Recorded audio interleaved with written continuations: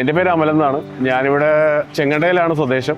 അപ്പോൾ ഞാൻ ഇവിടെ ചെറിയൊരു സ്ഥാപനം നടത്തുന്നുണ്ട്, അയൻകോ റെസ്റ്റോറൻറ്റ് എന്നാണ്. അപ്പോൾ ഞാനിപ്പോൾ റീസെൻ്റ്ലി ഞാനൊരു ഇലക്ട്രിക് വാഹനം കൂടി എടുത്തിട്ടുണ്ടായിരുന്നു. സോ എൻ്റെ ഇലക്ട്രിക്കിൻ്റെ കൺസെപ്ഷൻ ഇച്ചിരി ഓവറായിട്ട് തോന്നിയപ്പോഴാണ് സോളാറിനെ പറ്റി ഞാൻ ചിന്തിച്ചത്. അങ്ങനെ നമ്മൾ ആരെ ചൂസ് ചെയ്യണമെന്ന് അറിയാൻ മേലാതെ നോക്കി നമ്മൾ പലയിടത്തും പല രീതിയിലും നമ്മൾ എൻക്വയറി ചെയ്തിട്ടുണ്ടായിരുന്നു.